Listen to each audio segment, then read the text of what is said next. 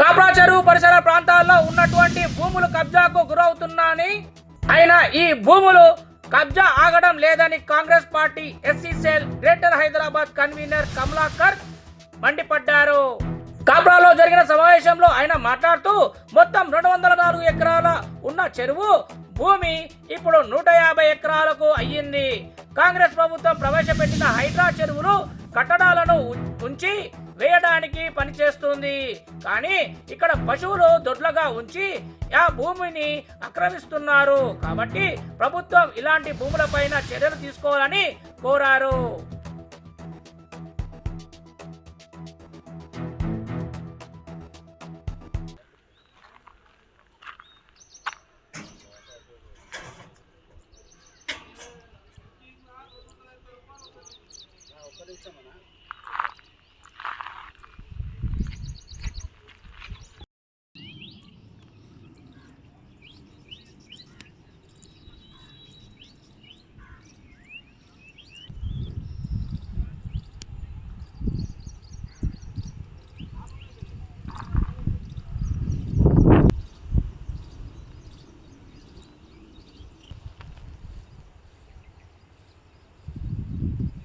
అందరికీ నమస్కారం. నా పేరు కమలాకర్.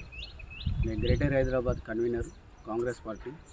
సో ఇప్పుడు నేను మాట్లాడేది దేని గురించి అంటే కొన్ని భూములు ఇక్కడ కాప్రా చెరువు దగ్గర భూములు చాలా కబ్జాకు గురైనాయి. సో వీటి గురించి నేను మాట్లాడదలుచుకుంటాను. సో ఏమైందంటే ఇక్కడ అప్పట్లో వచ్చి 204 ఎకరాలు ఉండే, ఇప్పుడు 150 ఎకరాలు అయింది. సో మనం ఏం జరుగుతుందనేది ఇక్కడ ఎవరు దృష్టి పెట్టలేదు ఇన్ని రోజులు. సో హైడ్రా అనేది వేరు, అది చెరువులకు సంబంధించిన దాని గురించి అని. సో ఇక్కడ ఏంటంటే కొన్ని భూములు కబ్జా అయిపోయినాయి అన్నమాట.